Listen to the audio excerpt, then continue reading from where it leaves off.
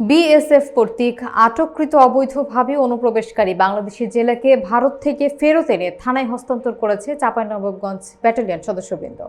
বিস্তারিত থাকছে শীতল রহমানের প্রতিবেদনে। গত 17 মার্চ রাত আনুমানিক 8:15 সময় পদ্মা নদীতে মাছ ধরার সময় 53 বিজিবি অধীনস্থ রঘুনাথপুর বিওপির সীমান্ত অতিক্রম করে অবৈধভাবে ভারতের অভ্যন্তরে প্রবেশ করলে বিএসএফ এর নিমমতিতা ক্যাম্পের টহল দল বাংলাদেশি জেলে মোহাম্মদ আলমগীর শেখকে আটক করে। 53 বিজিবি অধিনায়ক লেফটেন্যান্ট কর্নেল মোহাম্মদ মনিরুজ্জামান পিএসসির আন্তরিক প্রচেষ্টায় বিজিবি বিএসএফ কোম্পানি কমান্ডার পর্যায়ে পতাকা বৈঠকের মাধ্যমে 18 মার্চ সকাল 11:30টার সময় জেলেকে ফেরত আনা হয়। বাংলাদেশি জেলেকে নৌকা এবং জাল সহ শিবগঞ্জ থানায় হস্তান্তর করার কার্যক্রম প্রক্রিয়াধীন।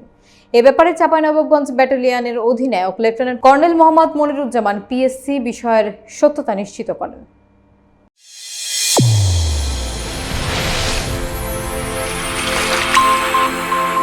চ্যানেল A1 হৃদয়ের স্পন্দন।